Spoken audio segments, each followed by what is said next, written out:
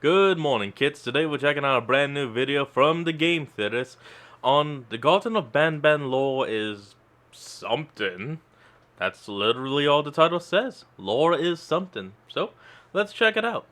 I think we can all agree that mascot horror has been a defining genre of the online gaming scene. Every year Yes, there are it has. dozens of new contenders all vying to make their mark. Franchises like Bendy, Hello Neighbor, Baldi's Basics, Rainbow Friends, Choo Choo Charles, Amanda the Adventurer, Poppy Playtime, all of them competing for your attention and your gamer dollars. But I think we can all agree that one franchise has truly stood above them all. One series with gameplay so deceptively simple that it took the internet by storm. One series that pushed out sequels at a blistering pace to keep the hype train going. One series with a story that was so convoluted that it makes theorists like me weep. And that series is BanBan. There it is. Wait, are we doing this? Are we really doing this? Oh boy. All right. Hello, Internet! Welcome to Game Theory, where today I give up my last shred of dignity and stare into the abyss that is Garten of BanBan. In case you missed it, congratulations, you missed it. Garten of BanBan is, no joke, the most searched new horror IP on YouTube. But believe me, it wasn't always this way. Upon first release back in January, this game broke the internet, and not in a good way. People got mad. Wait, the game only came out, the chapter 1 only came out in January? God dang, and this is only the 6th month of the year. Wow. Damn, that's already 4 sequels in 6 months. Like mad about the phoned-in graphics, the incredibly short first chapter, the basic monster design, and the clear attempt to cash in with a merch page on the main menu of its first installment. It was hailed as the final nail in the mascot horror coffin, the moment that the genre jumped the shark, a cash grab with no thought or care put into it, to which I say, yeah, them and every other mascot horror game out there. They did that. Mob Games announced a movie and made NFTs immediately after the success of Chapter 1, which, mind you, was only a half-hour experience. Hello Neighbor was so busy making TV pilots, books, and spin-offs that they basically forgot they had to build their game beyond an alpha, and Scott was busy releasing a new FNAF game every few months back in the old days, just like we see Garten of BanBan doing now. The point is, while these things may be cause for concern, they're also not exactly new for the genre, which brings us to today where Garten of BanBan... I mean, they really are just the staple of it. And you got mascot horror, you got people shelling in, like, a month, a week. Has 3 games in 6 months, and it also has bootleg merch for sale at my local North Carolina fair. Obviously, you see your bootleg Poppy Playtime merch. Obviously, there's your Five Nights at Freddy's merch. Fine, okay. But here's the thing that never in a million years would I have suspected to see. Garten of BanBan. But for as much as I like to give this franchise a hard time, I actually kind of like... Look at that. And you got Jumbo Joss, BanBan, Stingle Flynn, and Captain Fiddles. Oh, and a Pillabod. Like it. These games are just dumb fun. It's kind of like the Fast and Furious franchise, just stupid stuff that you can turn your brain off to. Or at least that was my intention. But then BanBan had to go and ruin it all. It's okay to have no friends and be miserable like me. Turn around. Y'all, Nab is BanBan backwards. Lore! Yup, Garten wait, BanBan went the full 9 yards and added lore. Lore that is definitely there. I think I said it best in GT Live. Well, there is a lot of lore, but you don't really get it until chapter 3. If there are sharks to be jumped, I feel like Garten of BanBan has jumped all those sharks and continues to find new sharks to proceed and jump over. But shark or no shark, where there is lore, there is MatPat. And so, against my better judgment, I dove deep into the pancreas-chewing storyline of this game to unlock its secrets. And what I found there won't surprise you. No, I didn't misspeak. You heard me right. It won't surprise you. Stop me if you've heard this one. Evil corporation, science experiment gone wrong, inanimate objects come to life, dead kids, playtime facilities that break every OSHA code. Yep, it's like the IKEA instructions for building an indie horror game. So what does BanBan do differently to merit its own theory? Well, it takes the insanity meter and cranks it up to 11, then takes the meter, puts it into a blender, grinds it up, and drinks it like a smoothie. Because for as much as I've seen a lot of this stuff before, I've also never seen anything like this before. Wow. I'm sorry, I gotta ask why you're using that art of BanBan that makes him look like he just did 5 years of crack cocaine in 5 minutes. Like, no, you heard me. 5 years worth of it in 5 minutes. What I'm talking They're going hard. Fila, what do you think about this?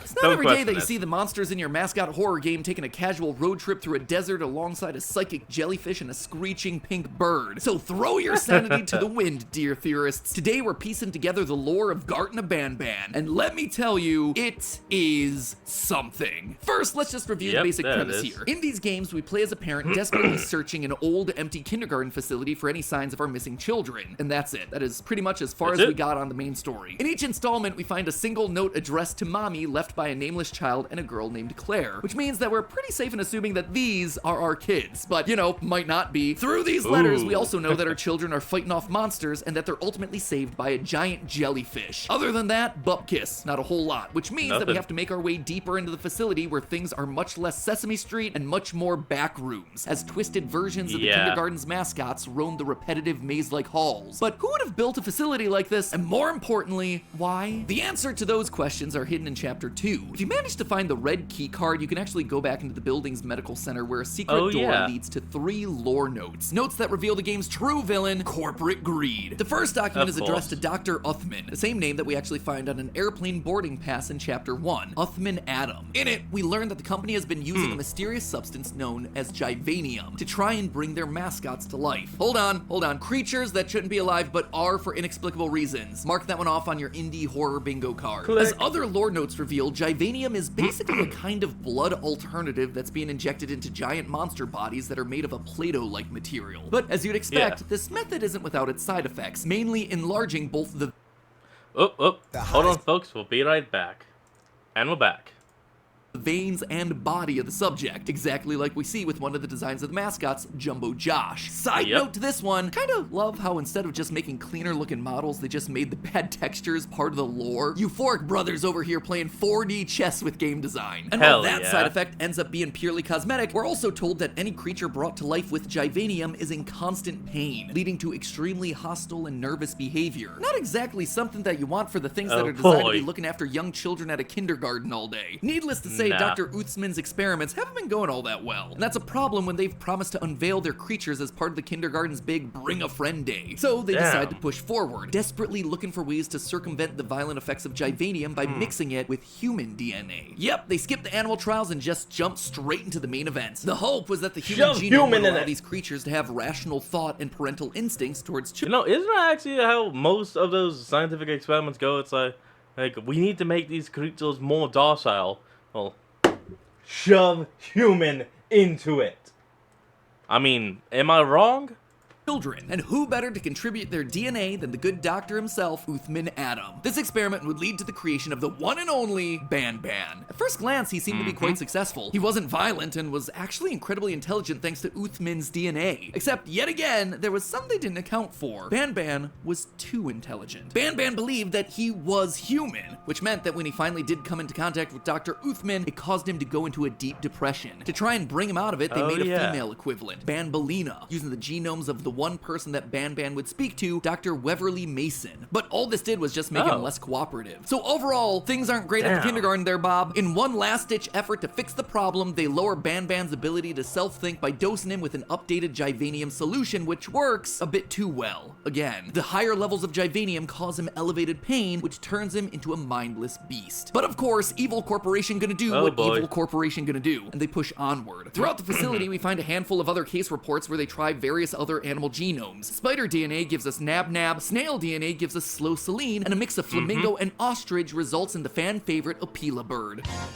Flamingo and ostrich? It wasn't until they used woolly spider monkey DNA for the creation of Captain Fiddles that they finally struck on a winning combination. In fact, Captain Fiddles was deemed so successful that he was passed on to be presented to parents and investors at the big Bring a Friend Day. That day, though, would be the day it all fell apart. The third note that we find in the red medical room describes how the ball pit can't take the weight of all the kids that have registered for that big event, and that this extra weight is likely to cause the ball pit to collapse. Considering that there's no ball pit in the ball pit room of Chapter 1, run, and the fact that it's all boarded off to the public, I think it's safe to say that that's exactly what happened. I'd also suspect that this is why Uthman had a boarding pass. He was gonna escape before anything bad happened, and he was right to worry. According to a note that we find later in the game, the loud crash of the ball pit collapsing causes all the mascots' primitive instincts to kick in, resulting in them going on the attack. However, amidst all the chaos, there was one creature who didn't become a monster, the one and only giant orange jellyfish, Stinger Flynn. In fact, not only does he stay friendly, thanks to a series of kids' drawings, we know that he actually saves our children from both BanBan and Opila. The nice He's very kind, but he has his own plans. Jellyfish is strong. He carried everyone here, but Miss Mason hates him, and I don't know why. Well, don't worry yourself about that one, kiddo, because I know why Miss Mason hates him. Also, can I just say, you have some remarkably good spelling for a kindergartner. If you've played through Garten 3, you'll know that this is no ordinary jellyfish. Stinger Flynn is massive and threatening, but more threatening than his size are the size of his words. This dude talks a lot, and often in very vague, cryptic terms. I come to this place, and then I am reminded that what I'm fighting for is worth all of this pain and suffering. One thing he's not vague about, though, is wanting us to get out, to leave our children behind, and when we refuse, he turns on us, releasing the evil BanBan to kill us. He's able to do this thanks to the unique combination of genomes he's received. You see, Stinger Flynn is the only creation in the kindergarten to have received 2 genomes alongside the Givanium, human and Atlantic sea nettle. The case studies tell us that this led him to becoming more Atlantic sea nettle?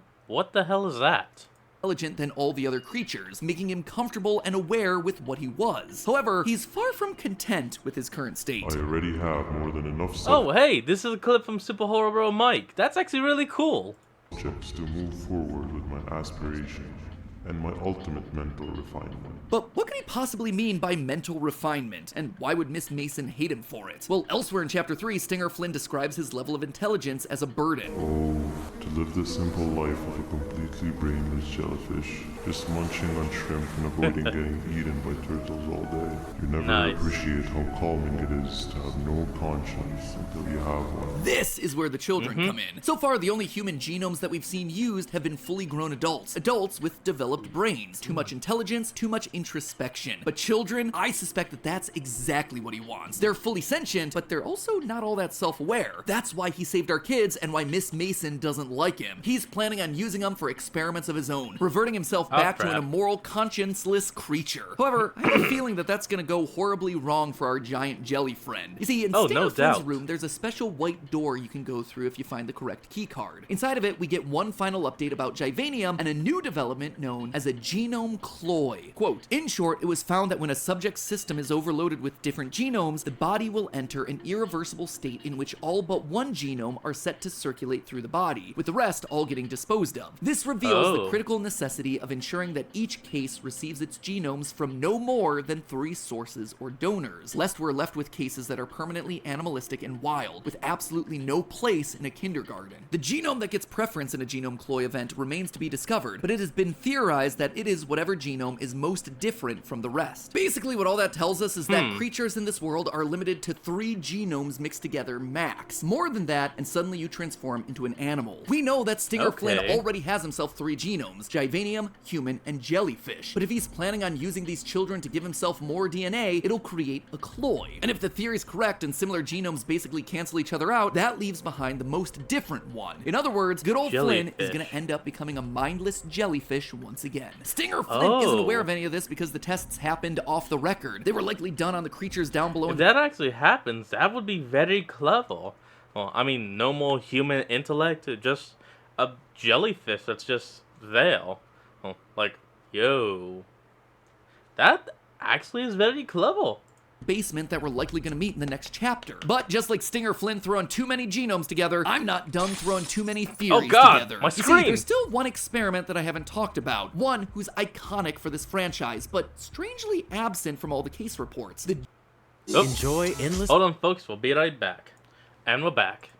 Jolly Green Giant himself, Jumbo Josh. If you look across the game, we have case studies for BanBan, Banbalina, Opila, Captain Fiddle, Stinger Flynn, heck, even oddball characters like Slow Celine. But Jumbo Josh is basically an enigma. He's one of the only mascots to show up in every chapter, and yet we know nothing about him, or so I thought. Once you get the green key card in Chapter 3, you can make the long trek backwards to the medical center where there's a secret room filled with characters' faces on the wall. This puzzle is actually incredibly well done, and it hides the game's biggest secret. secret. If you found all the case reports in the chapter, you'll see that certain ones come with a QR code in the corner. Scanning the QR codes get you shadowy images of various character details. Banbalina's bow, Slow Celine's smile, Jumbo Josh's teeth, BanBan's horns. But this is a dark image in an indie horror game, my friends. That can only mean one thing: brightening the image to find secret messages. If you do, in each corner you'll see a number hidden in each picture. Click the buttons in order and you open the final door that leads to one last note. Quote, "We're very selfish. He was never going to be normal, and assuming we could even get him out of this place with his size, what was next? What house would he fit in? What school would accept him? I don't even want to imagine the consequences, not to mention how dangerous it is to keep him around those other monstrosities. He plays with them like they're toys, throwing and commanding them around and everything." They're talking about Jumbo Josh, a creature of immense size, strength, and with a grotesque appearance. We also see him throw around the other monsters at the end of chapter 3 like toys. This is also something that we hear about earlier in the chapter. During the Jumbo Josh minigame, Banbalina tells us that he thinks that we're dolls. That big green guy keeps checking in on us.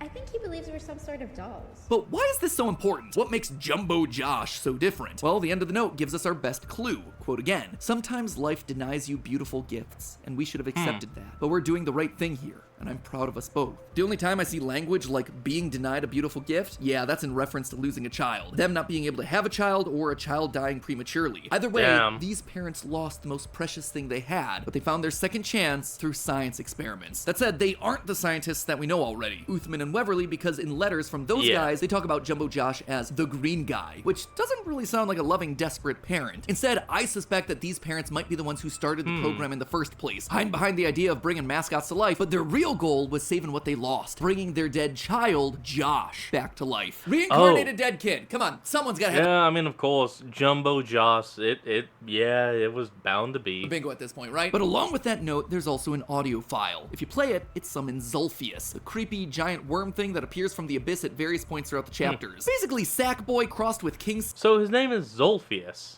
How the hell were we supposed to find that out? Well, there's nothing in the game, as far as I know, that says what his name is. He just... in chapter 2, and that's it. And then he just stares at you.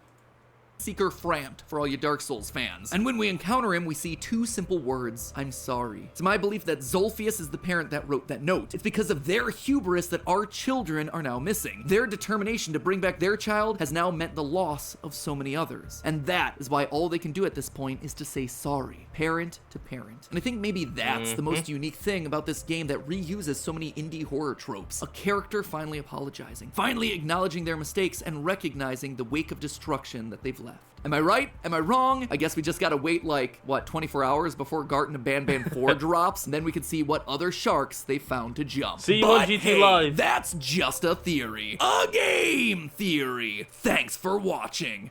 And don't forget... And folks, that's going to be the end of today's episode. I hope you all enjoyed this. Remember to like, comment, and subscribe for more. Link will be in the description. And I'll see all of you folks next time when we flick on. Peace out.